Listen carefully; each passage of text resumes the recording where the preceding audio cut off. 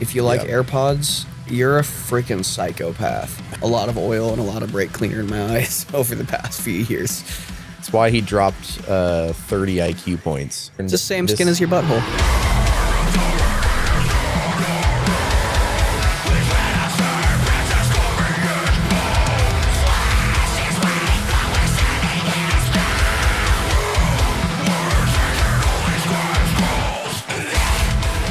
Welcome back to the TnT Podcast. As usual, I'm your host, Tristan. This is Trevor. And today we're going to be talking to you about a lot of nothing because I don't have anything planned.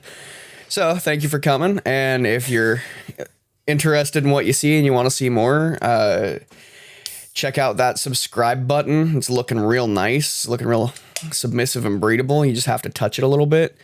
And leave a comment in the comment section for ideas about topics or whatever else. Stop, Trevor. Be quiet. It's my talking turn. I have the talking stick. I was enjoying my... shut up, Trevor. My whipped pineapple orange Arizona.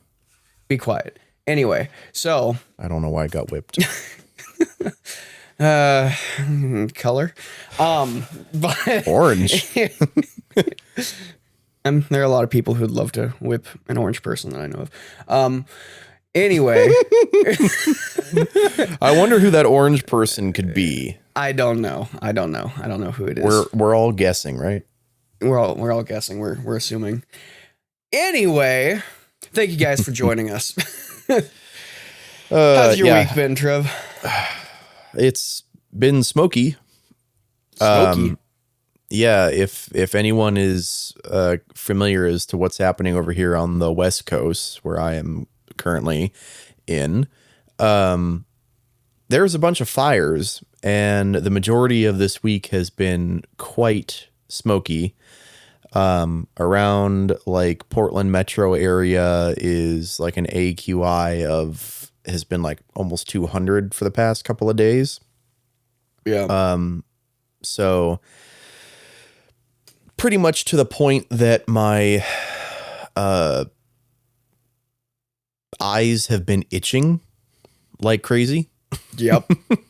I understand that feeling.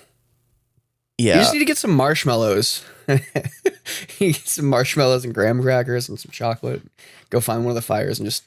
Yeah, it's not been fun. Yeah. I personally have felt like absolute garbage for the past week. No idea why. Probably partly because of the smoke.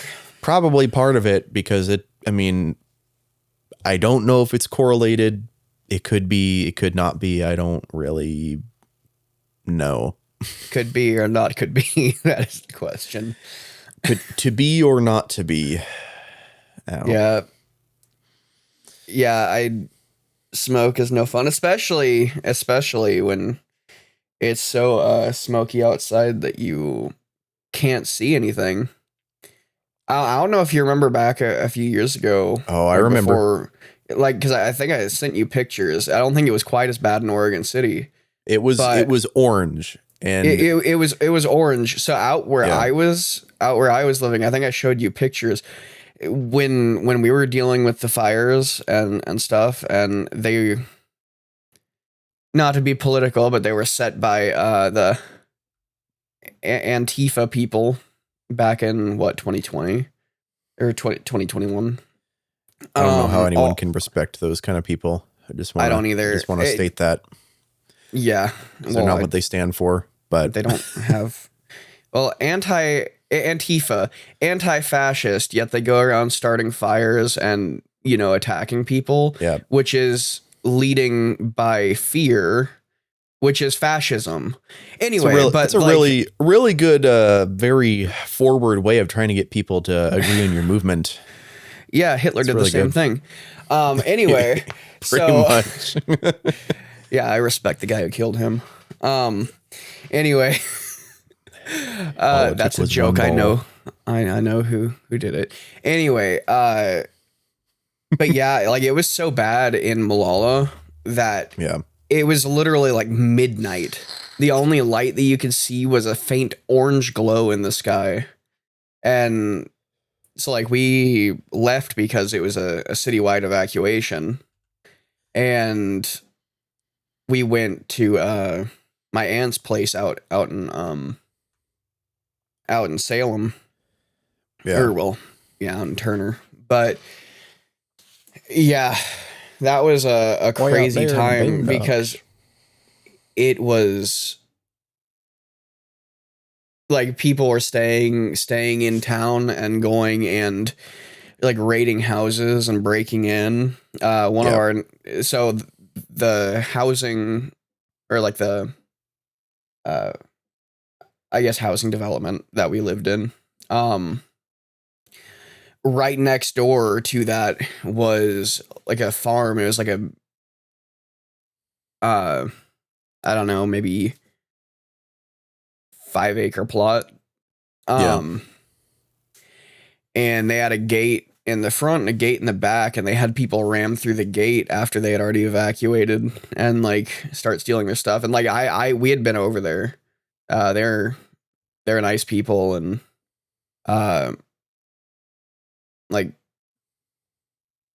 had their crap broken into and Yeah, a bunch so of places were after kind of getting raided. People were going crazy, like the end of the freaking world. Yeah. Like, because I told you about what happened at the gas station. Remind me. So at the time, my parents had a GMC Yukon, big SUV, the XL version, and we had a older like 26 or 28 foot travel trailer. Was this their black one? Yeah, Or was this it their- was the okay. 2016. Yeah, Okay, yeah, you said that. yeah, the waste of money that one was. But my mom had, I think it was my mom or my dad had sent me to be like, it's got a 6.2 liter V8. It's gas hungry. Yeah. And so they were like, well, we kind of want to be prepared just in case. So we put some stuff in the travel trailer just in case we had to leave for whatever reason. We never ended up doing that. But I went to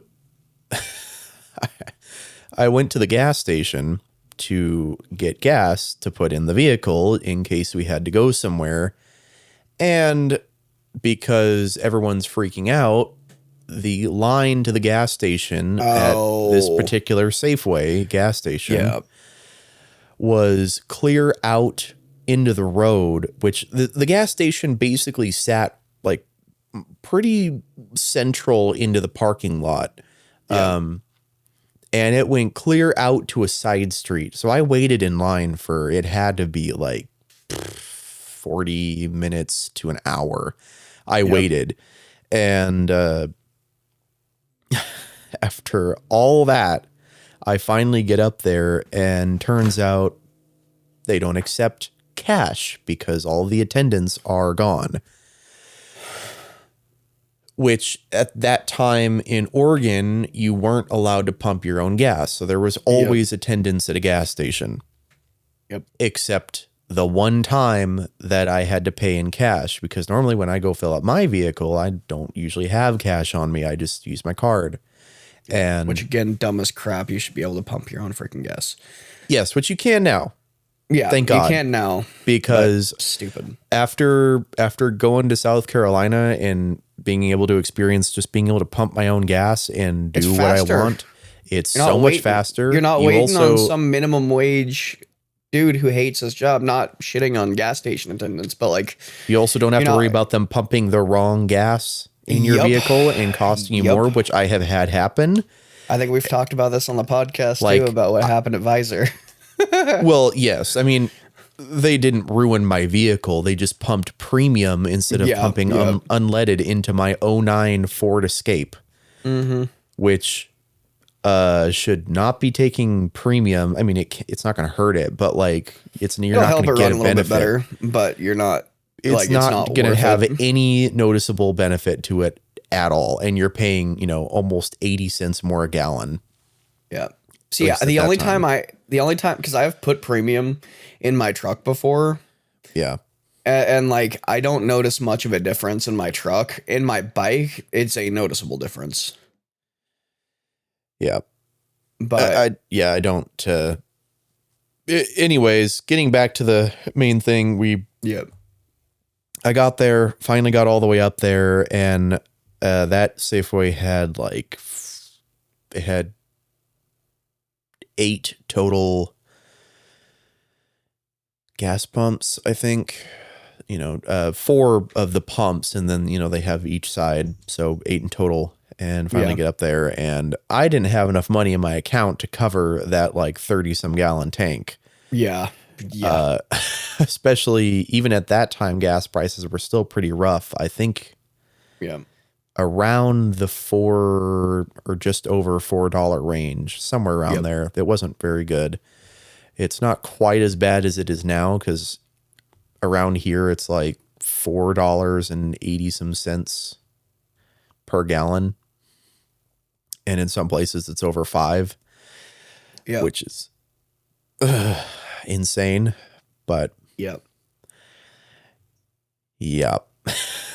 super fun. People go freaking nuts, which in our situation, the fires were closing in around us.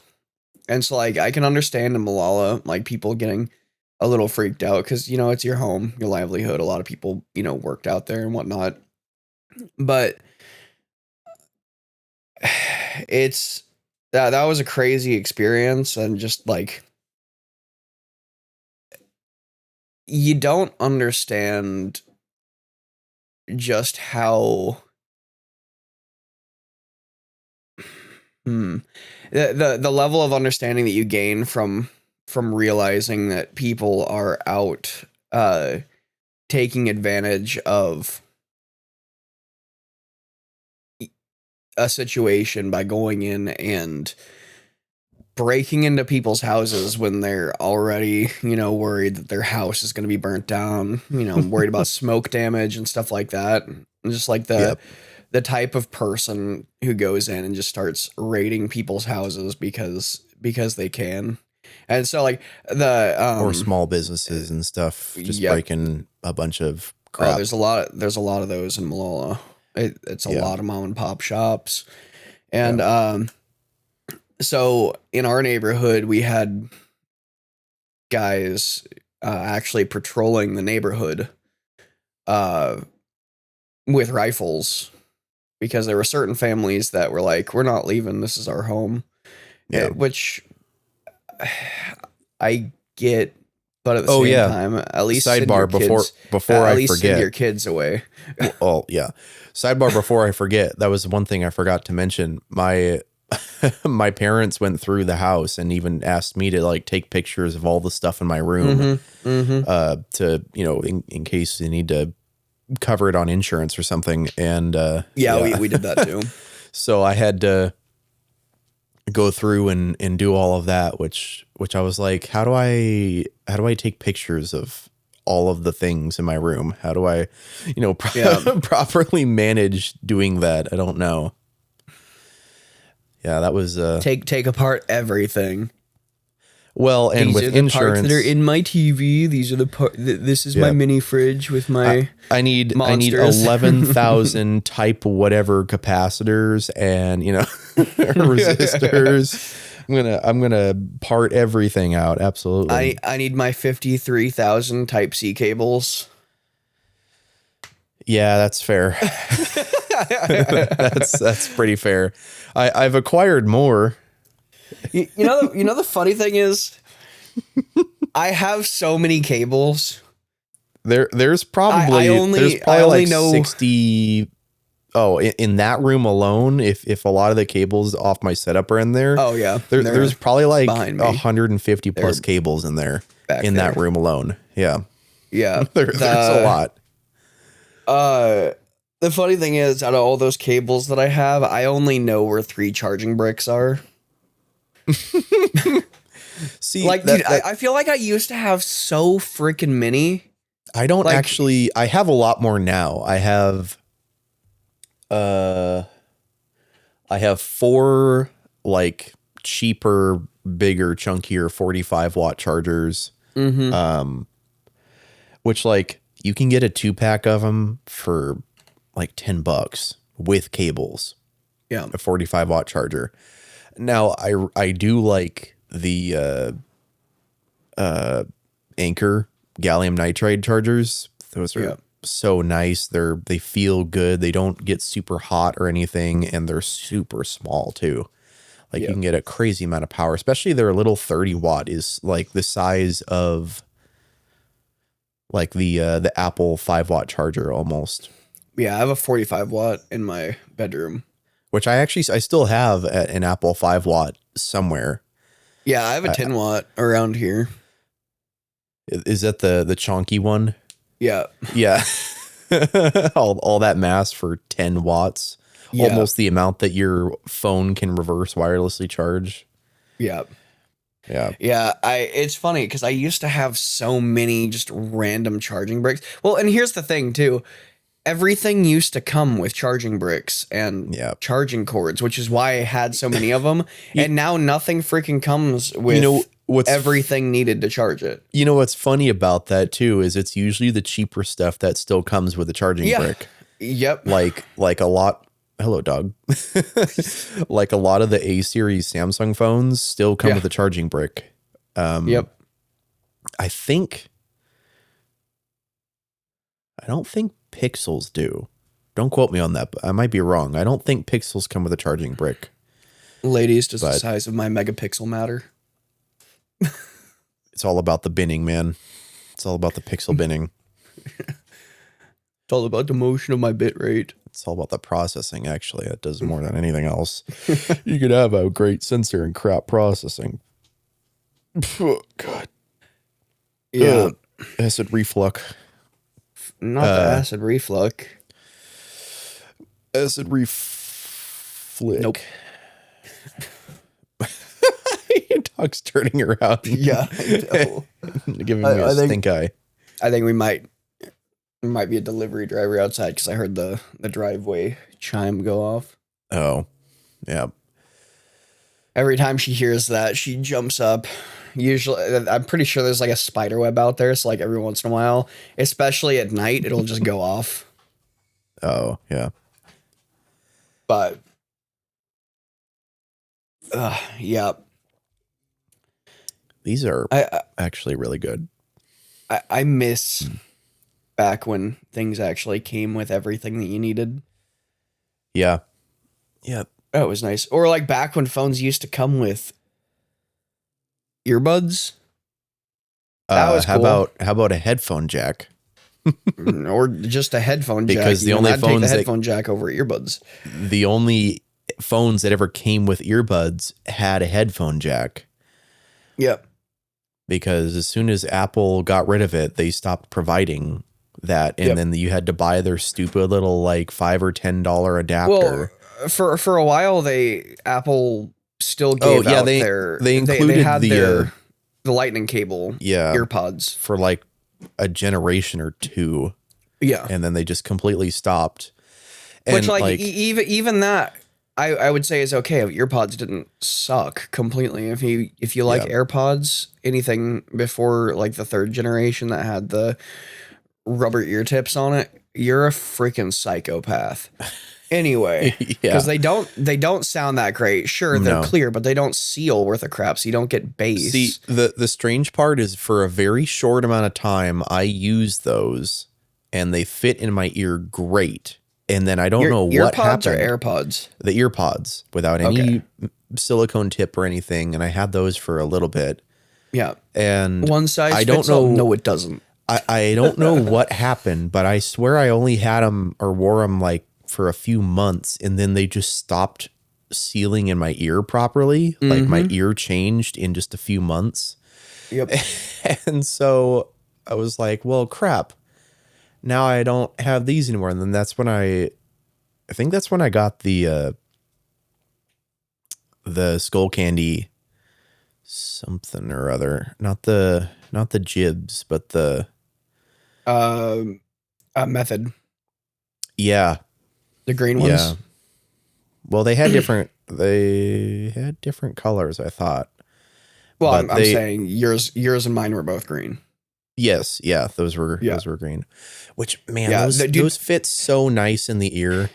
Yeah, they did, and they were decent sounded quality for pretty good. what, $30? I don't even think they were that much. I think I picked it up at Fred Meyer for like $15 or something. They weren't that bad. Because for a long time I used the what did they call those? They were Skull Candy jibs. Yeah, they were the jibs. The ones that don't have the offset on the ear tip. Yeah. Yep. And they're significantly cheaper. Yeah. But they don't quite sound as good. They don't quite sit in your ear the same way. Yeah. Which I like. Still, they sound infinitely better than earpods. Yeah. But well, it's helpful when it actually seals in your ear. That kind of that kind of helps. Yeah, I hate AirPods with a passion. AirPods, earpods, everything with that design, because like they never stayed in. Sure, like they were clear. Like if you were listening to podcasts or anything like that, it was all right. But and the microphone actually wasn't too bad either.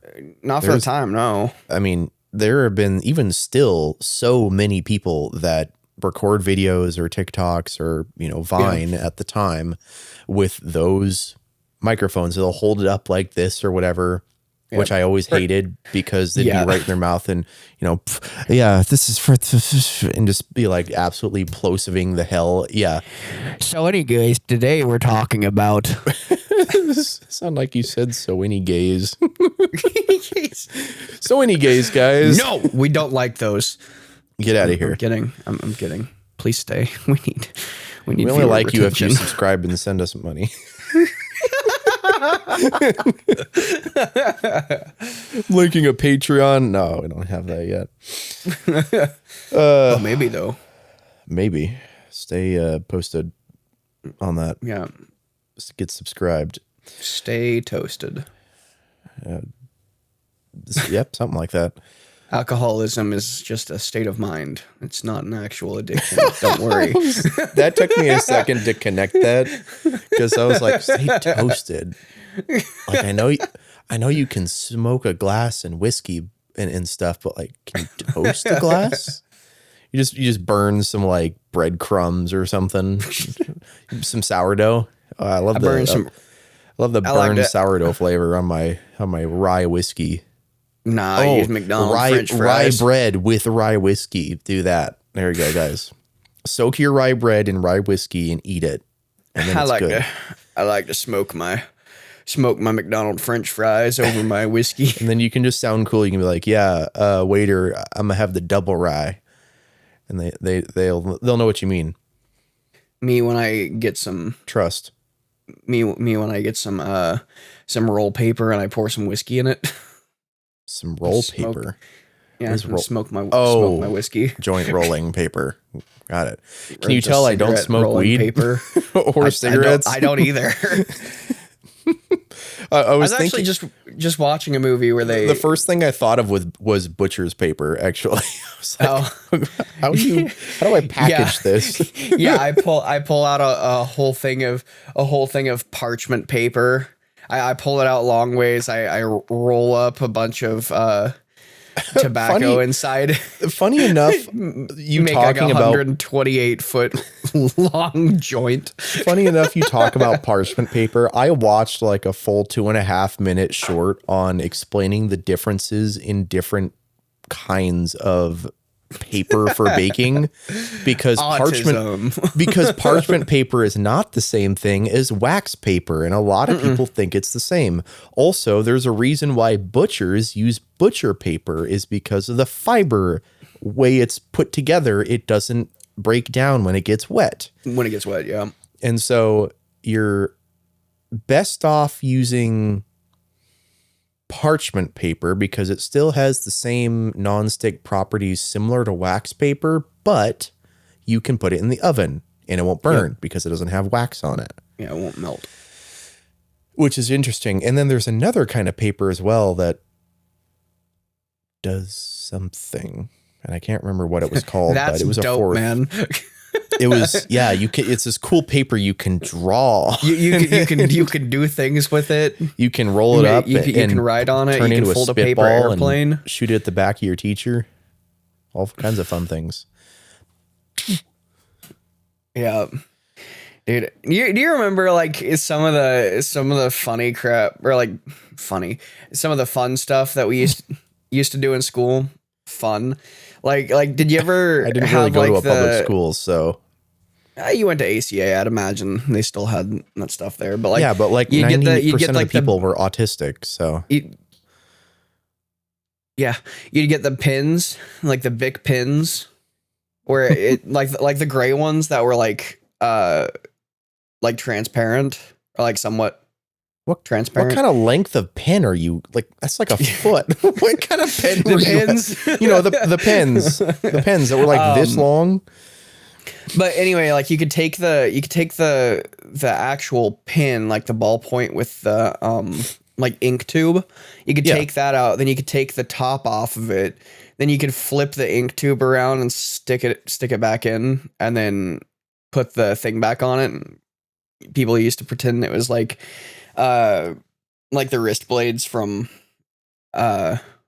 Assassin's Creed. So like you tape it to their wrists. No. Oh, so what school did you go to? Beaver Creek Elementary. School for psychopaths. No, what I can do. But so like we would do that and we'd go to recess. This was in like, I don't know, 3rd, 4th grade. Mm-hmm. And I was only 18. But I was 35. This was only a couple of years ago. No, but we'd go out there and like play Assassin's Creed and stuff like that. But there was one time that I don't know what happened, but somehow just ink went everywhere and we got in trouble for doing it. And then we weren't, students were no longer supposed to have that style of pin. Yeah. Another thing is we would go grab them out of the supply box, because like we had boxes of like pencils and glue sticks and whatever, and so we could just go over and grab what we needed. And yeah, there was also another time that I got in trouble for carrying scissors around in my pocket. I wasn't allowed to have a pocket knife, okay? And then I got in trouble for having scissors in my pocket. My mom's like, what did she say? I can't even remember, but she's like, like, why do you need scissors in your pocket? Are you trying to like attack someone? I'm like, no, it's just handy. I got in trouble once at that school.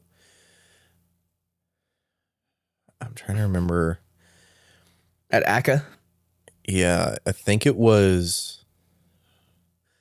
I either had a pocket knife on me or I had my the little like SOG key knife thing. Oh yeah. Yeah, that the little itty bitty blade on that thing. Yeah. And I don't remember what happened. I think a teacher noticed and was like, you're not supposed to have that. And I'm like, why? Because like, this was probably what 10 or so years ago now. Yeah. So back when, the whole school security, everything wasn't much of a thing at the time.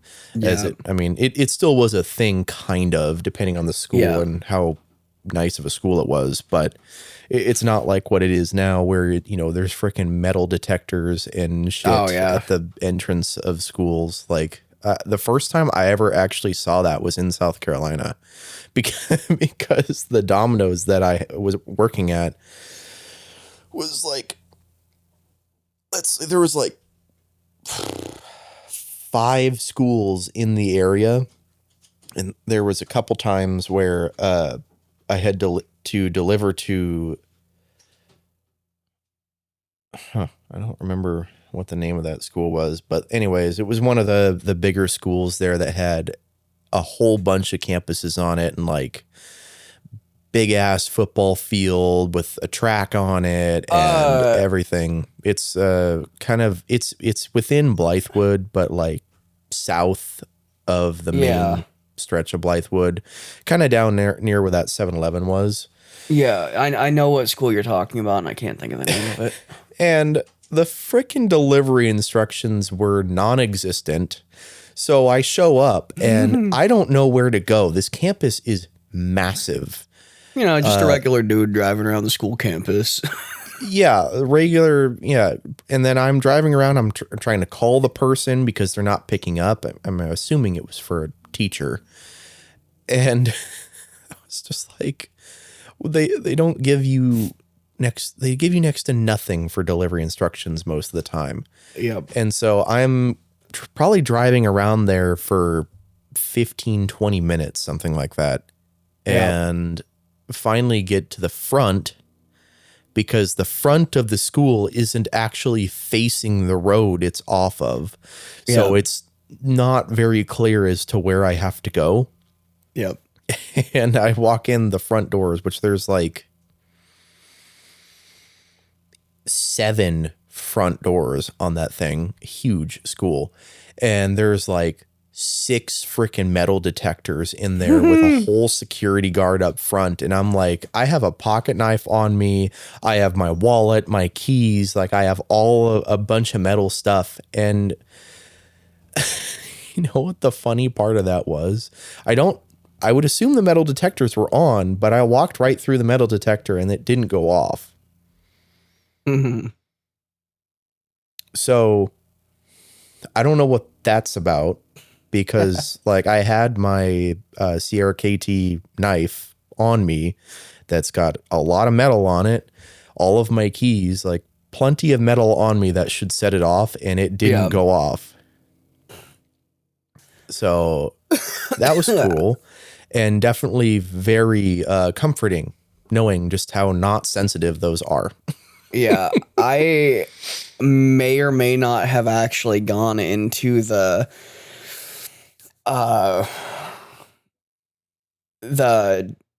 county treasurer's office with my pistol. That's not a good thing to do. No. The thing is, like, what would even be the charge for that if you actually like got charged with something? Going on federal grounds with a firearm. What would that even with a concealed weapon?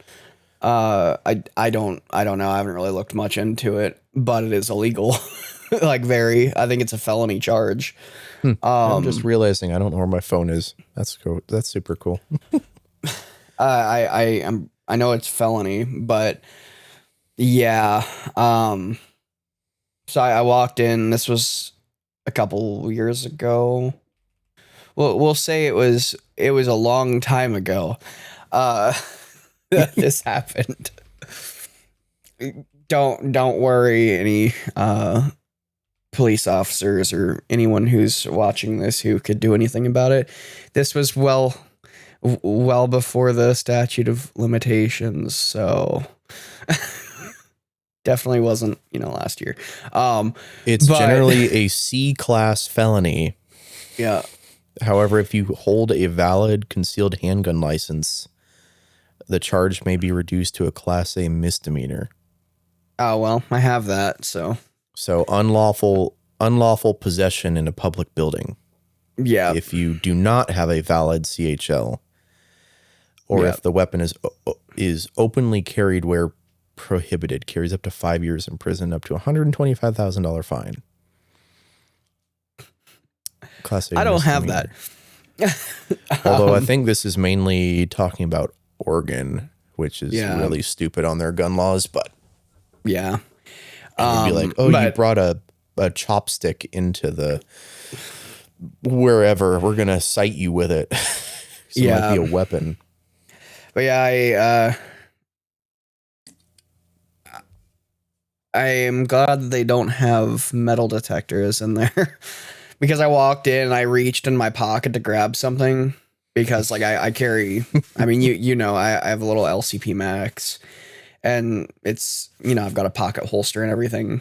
And so I reached in my pocket to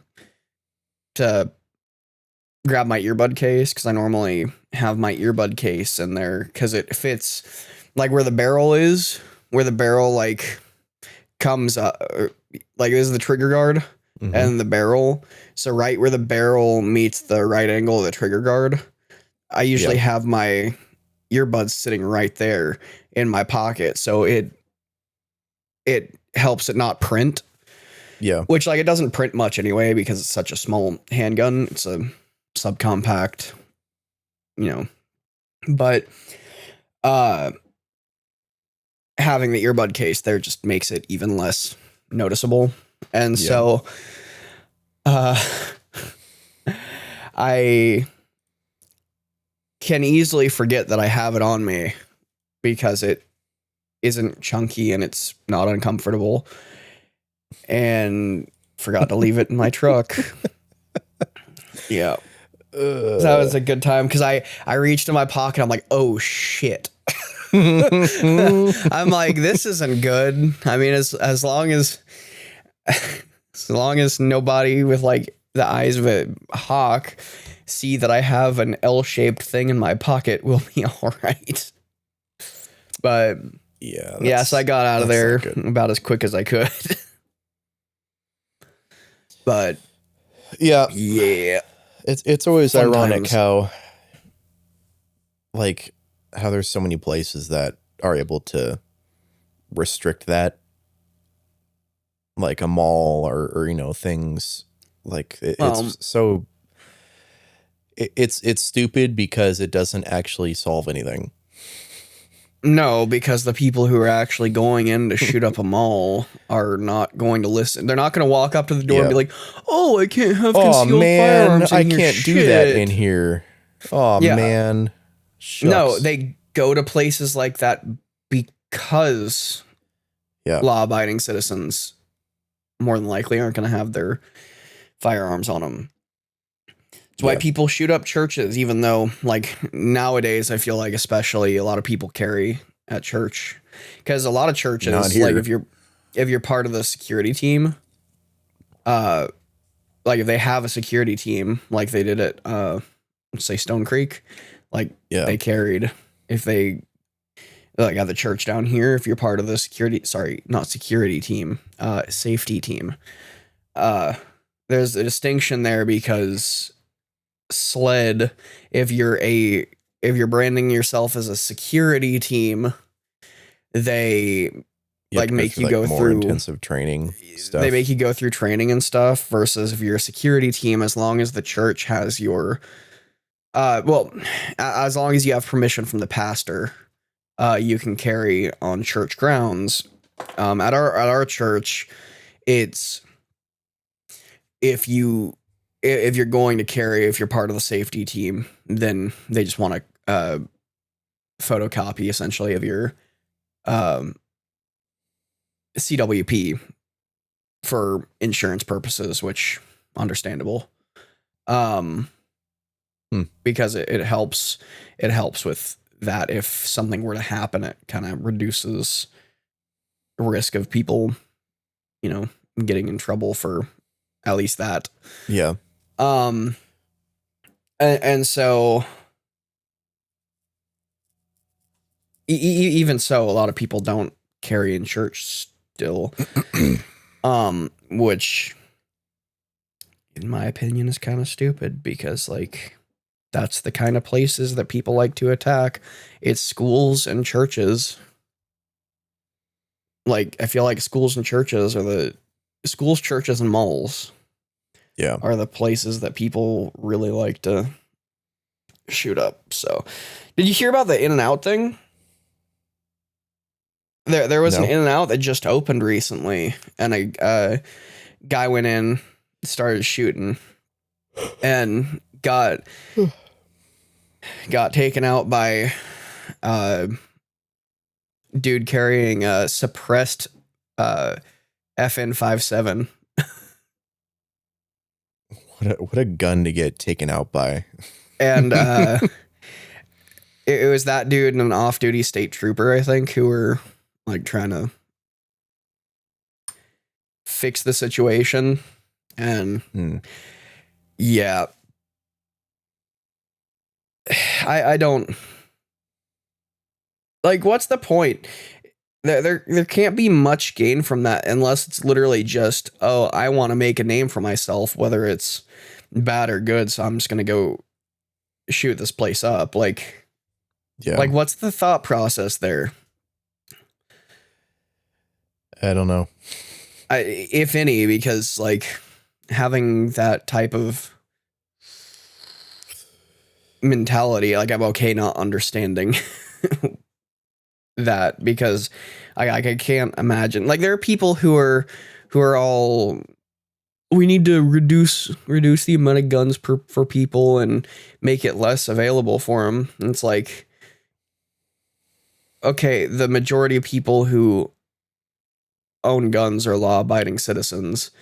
That dude who shouldn't have owned a gun has already been a convicted felon multiple times. I don't know what the story was behind that guy. I didn't look too much. No, I'm not talking about that guy specifically, like but like some other random Joe Schmo will be Yeah. like, oh yeah, he's been in prison or jail a couple of times, already has like 5 charges on his record. Yeah. And yeah, he's not supposed to own a firearm, but what does he go and do? Get a firearm, file the serial number off, do everything completely legally, right? Yeah, definitely. Yeah, very illegal. he definitely got that firearm through a gun show loophole. It's like, bro, shut up. Yeah. Anybody who knows anything about firearms and FFLs knows that the BS of a gun show loophole is BS. Like, you're not going into a gun show with a bunch of other like firearms vendors and stuff and being like, hey, here's, $1,000. Let me just grab this gun real quick and go. Like, that doesn't happen. Yeah. Well, and I mean, not without like a background check. It probably and stuff like that. has. It but probably it's not has. the majority. And I think that's what gets blown out of proportion way more than anything else, is people that don't understand the reason why we have guns in America. Yeah. And dude, or just, the view people guns who are as like evil by themselves is like, or the people who are like, on it. this isn't what the founding fathers were talking about. They were back then, they only had muskets and stuff. And it's like, no, it's the reason that we have firearms is to protect ourselves from a tyrannical government, whether foreign or domestic. Which is why it's so vague or not vague, but it's non-specific, is that they knew they didn't know everything. They knew that weaponry was going to evolve. Yeah, they knew there was going to be advances in that, and they were like, we don't want the US to be the frickin' British and have complete control over its people pretty much, and they do whatever they want. There is no democracy. There's no power in the people there. It's just, hey, we're going to up your taxes and we're going to do this and we're going to do that, and you have to suck it pretty much. Like, and there's a lot you could argue here that's no longer much of a democracy either, which is fair. The United States is not a democracy, though. We're a republic. Well, I guess I should be more specific and say there's not as much power in the people as there should be. No, it's definitely, if you want to talk about not the way the founding fathers intended it to be, right now is it, with a big ass government that has power over the people versus people having power over the government. And the rich also having power in government too. Yep. Like, which is not the way it should be. Like, I guess we're going down this rabbit hole, but there should be term limits for every piece of government, just like there is with the presidency, because people get in there and become lifelong politicians and then build their wealth while screwing over everyone else. Because it's like, oh, well, I'm a congressman here, and guess what? I can now, because I know these things, I can now do insider trading and make money this way. And it's because I know, how the financial crap is going with whatever big companies. I know who we're in bed with. This CEO of this big company, why don't you finagle the numbers a little bit? So when I buy the stock really low, you make it skyrocket after the fact. And then now I make a bunch of money, and then I'll help pass a law that helps you out. Yep. And it's ridiculous. Or like, I'm pretty sure there was like some handshake deals with, what was it? Thought I'd heard about some handshake deals with SIG, with the M19s, essentially the military / law enforcement version of the P320, over the Glock 19X, for the military deals, because like the P320 is not better than the 19X. And that's proven itself over and over and over again. Like with the airman who got shot with it. Although, to be fair, if I remember right, that was a little bit of stupidity on their part too, because they were joking around with, if I remember hearing right, at the was it a guard post? I think it was like a gate. Like a gate for a military base or something. And these gate guards were screwing around, and one of the guys was like pointing the pistol at the other or something and wiggling it around or whatever, and it went off. Yeah. Because the original thing was that this Air Force base guard was he put his utility, or like his it's like utility belt on the desk, and just that made the P320 go off. And it came out later that it was actually somebody else messing around with it, and the guy got shot. And I don't think the other guy pulled the trigger or anything. I think he was just like jostling it around or something, and it went off, which is par for the course for P320s. It is always funny how stories like that, when they first come out, it's like such little information, and then like in that specific one, it's all about optics. It's like it wasn't necessarily blown out of proportion, because it is a problem with those guns, but like there's so many other stories. Like a great example of one is the hot coffee from McDonald's story that burned the lady, because I remember when that story like first came out, everyone was like, oh my God, like how stupid can you be that, now legally they have to put caution hot on the lid. It's going to be hot. But then it was only like a year ago at this point that I heard that that's not what happened.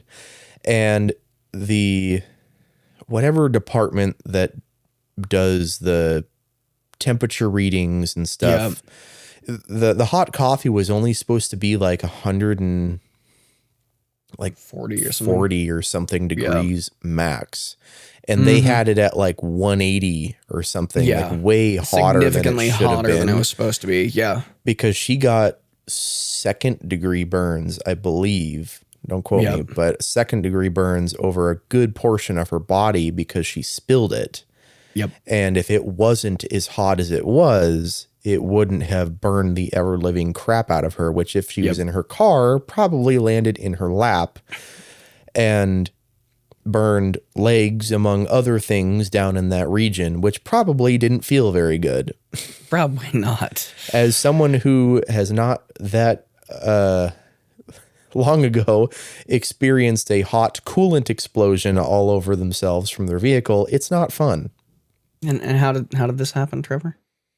Because I thought there wasn't as much pressure in the system as there was, because as I was undoing the threads for the temperature switch, because for context, my temperature gauge wasn't reading right, or didn't read anything actually. And so I went through and figured out that it was just the switch. And so I drove to a AutoZone or something because they were the only one that somewhat nearby had the part for my car. Yeah. And it was like a $12 part. And so I grabbed a socket and everything, took it with me. And I think it was a 10 mil, of course. But took that, and then I went inside, and the car sat outside for probably 30-ish minutes, somewhere around there. However, on this day, it was almost 100 degrees out.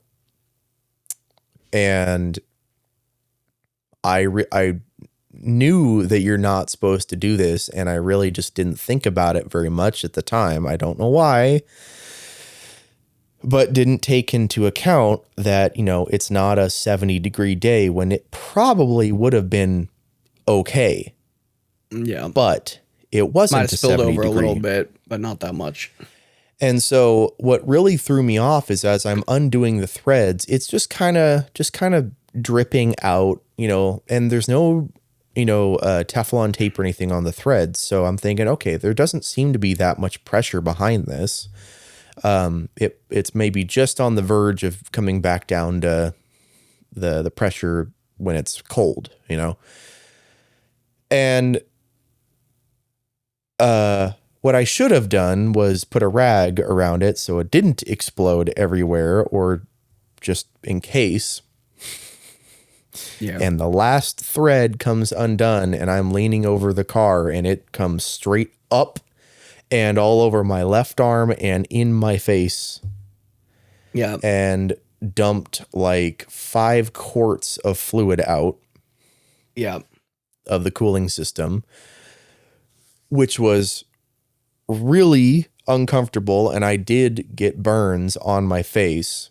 If you notice, I believe in the last episode, I think it was, or maybe the one prior to that, I have like a red mark and stuff on my lip and area.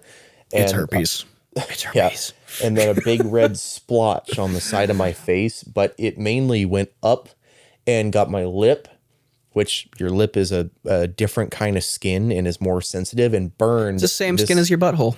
It is, actually. So when you call somebody a butt face, just know there's actually some validity to that. Yep. Go with that. Go with that as a valid reason. I had burns on my lips and then up the side of my face, a big splotch, and then all over my ear, which that was the most painful part, is because it actually burned slightly inside of my ear. And so wearing earbuds or anything was not a good idea, and has only just recently, I think there's still a little bit of redness, is finally healed over. But that hit me. And until I got home, which was about 30-40 minutes later, I didn't have anything cold to put on my face. So it was just burning and burning and burning. And not only that, but I had to go back I already bought the concentrate for the coolant. And then I had to go to the Dollar Tree that was right next to there and get distilled water. Because I was thinking, okay, I'll go home and do it, which thinking about it now would have been stupid, because you're supposed to use distilled water in your coolant system because you don't want any impurities in there at all. And so you want to use distilled water when possible. So it was a good thing I bought it, but then I had to refill the coolant system and everything and drive it back home. And I didn't get enough in there and had to put another like 3 or 4 quarts in. Yeah. While my face is still on fire is what it felt like. Yep. And then, not only that, but I got some of it in my mouth. And so that took literally the rest of the day. Even once I went to bed, I still tasted that nasty, bitter coolant. Yep. I didn't have, when I was still working at the shop, I didn't have a siphon or anything. So I ended up siphoning the old way. I siphoned some With a tube. some coolant out with like a little brake tube, like little piece of like uh not brake line. I think it was like a little vacuum line or something, but I ended up siphoning a little bit out and got some in my mouth, and like it was the same kind of thing. Whereas like for the rest of the day, you taste that. But I also just heard a story from somebody that I know. Which, by the way, coolant is extremely toxic. To you. If you get any substantial amount in your mouth, it's actually a good idea to go to the hospital and call poison control and stuff, because it's very, very toxic, and I believe causes your liver or kidneys or both to shut down. Just shut down. Yep. It does not take much, which is why they changed the formula from being a naturally sweet tasting thing, which is why a lot of animals and stuff would go for it, to a very, very bitter taste. Yep. But I just heard this story from somebody that I know. When he was a kid, when he was like, I think he said he was like 2 or 3, he walked outside and found this little small red jug of gasoline. And I guess it was like empty enough or whatever, but he ended up lifting it up like above his face and getting gasoline in his eyes. And so he has bad eyesight now because it actually like scorched his retinas. It's like the movie to Daredevil. The Daredevil movie. Yep. And so most things automotive, you don't want to get in your eyes. Although I've had a lot of oil and a lot of brake cleaner in my eyes over the past few years, which is probably why my eyesight has gotten a little bit worse. But that's why he dropped 30 IQ points. Yeah, that's from huffing the brake cleaner. It was already 90 and now it dropped down to 60. 90. Wow, you flatter me. Well, 100 is supposed to be the average, so don't feel too good. Yeah, I know what the average is. Which I don't know why. I was thinking I was starting at 60. Started at 30 and somehow went to 0. I wonder if anyone's actually gotten a 0 IQ score. Is that even possible?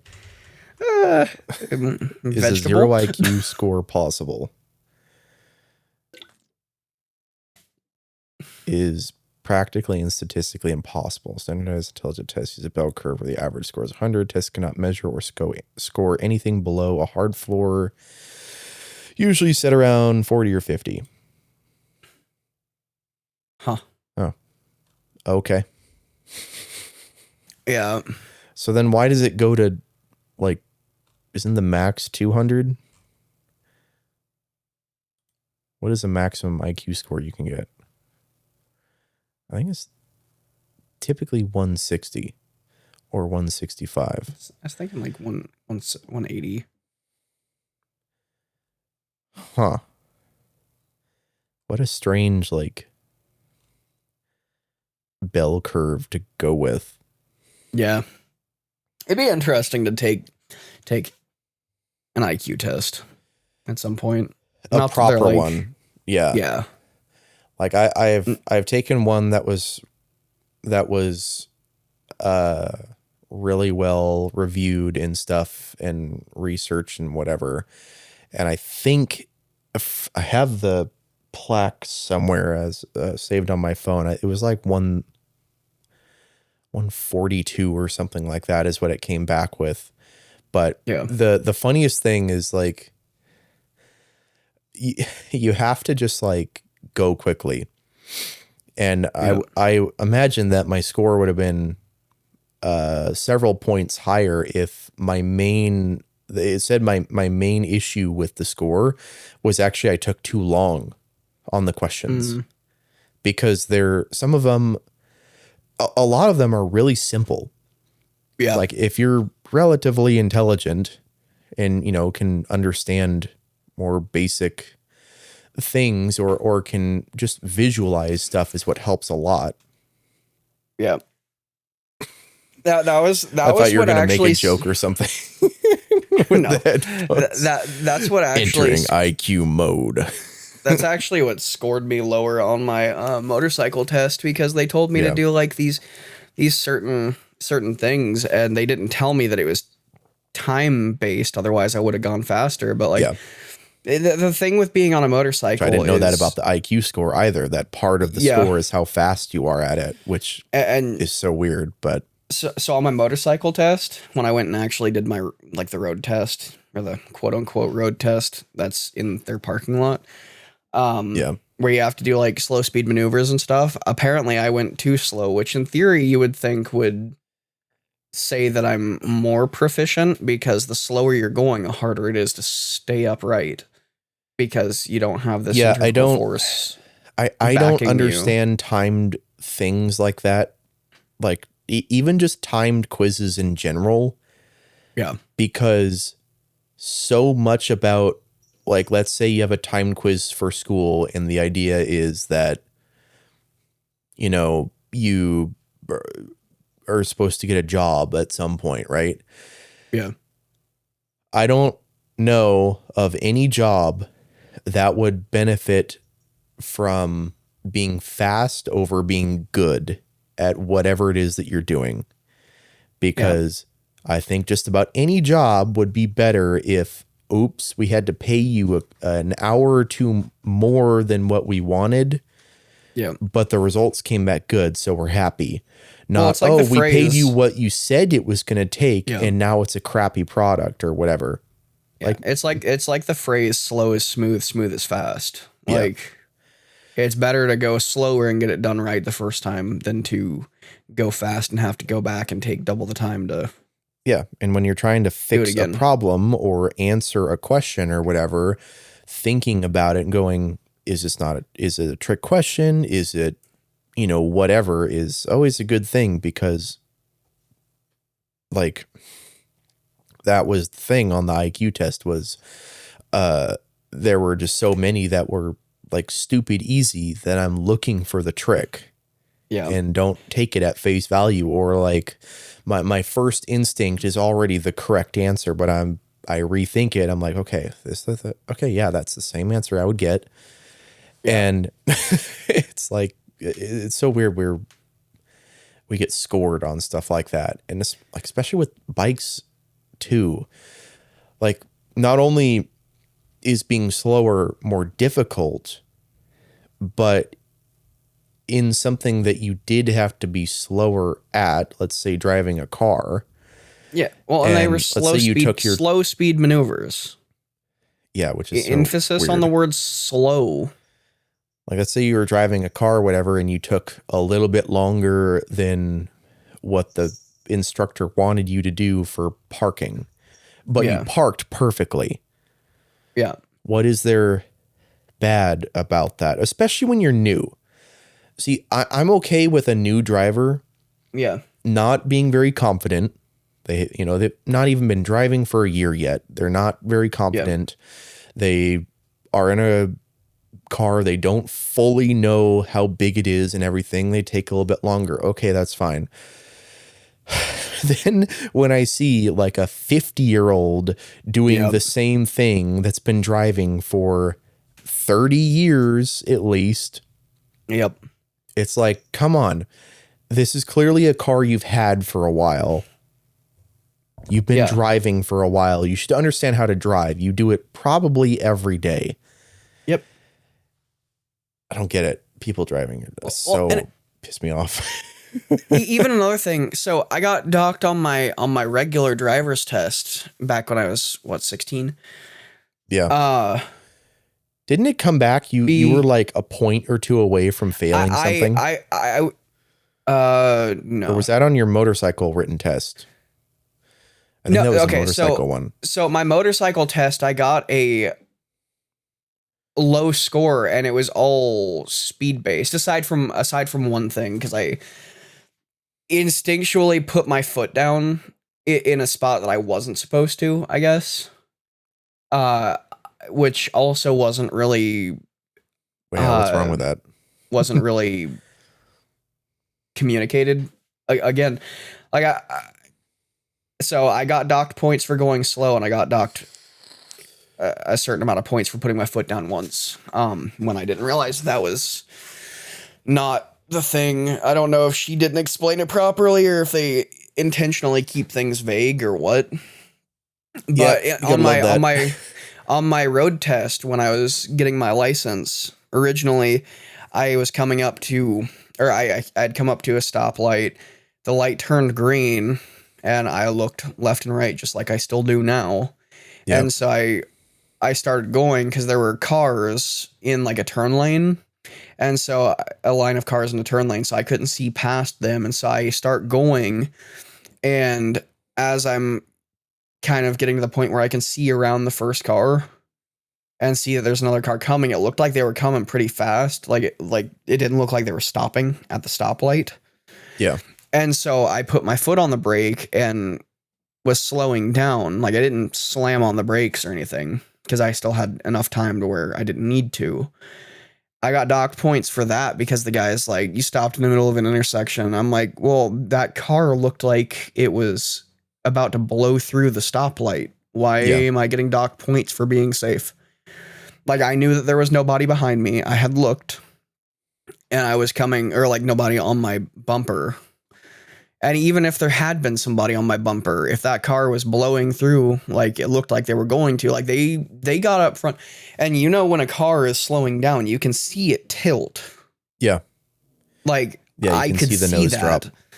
And so I'm like, why am I getting docked points for being safe? Because if you were in this situation, you're telling me that if you thought that there was a car that was about to blow through a red light while you're turning, that you're not going to put on the brakes?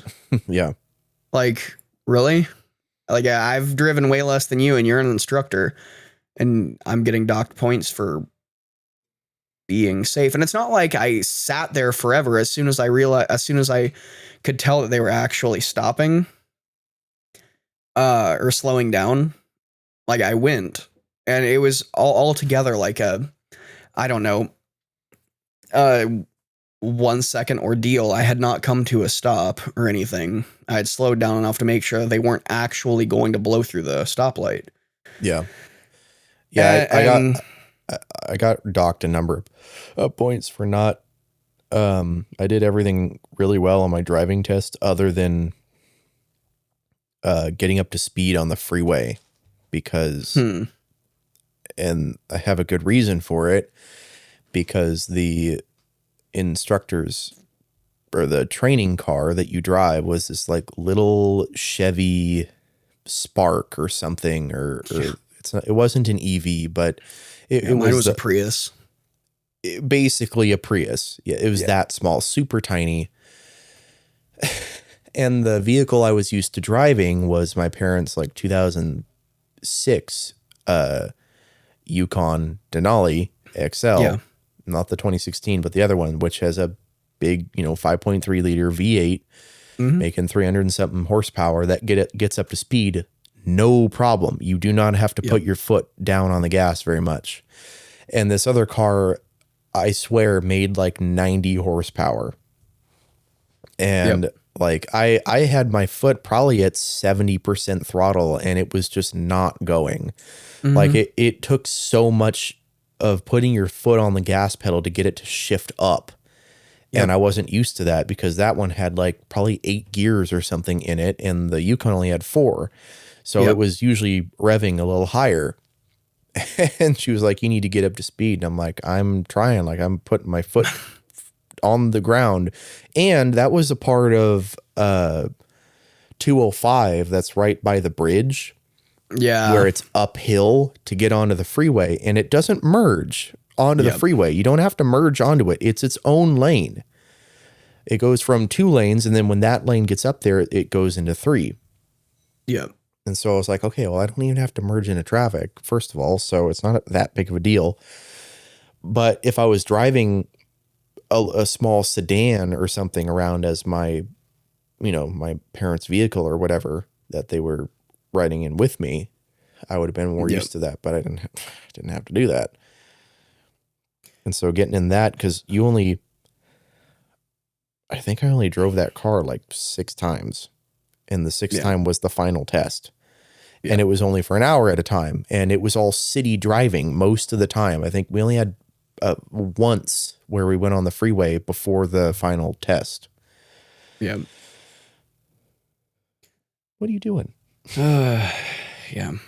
Well, but if y'all enjoyed the podcast, we thank you for joining, and we would just ask that you'd hit the subscribe button if you're interested in seeing more, and hit the like button, and comment if you have any topics that you'd like us to bring up, or just tell us what you think. Give us feedback, as this is a new podcast and we could use it. But yeah, thank you for joining us, and we hope to see you guys in the next one. So see you guys later. Peace.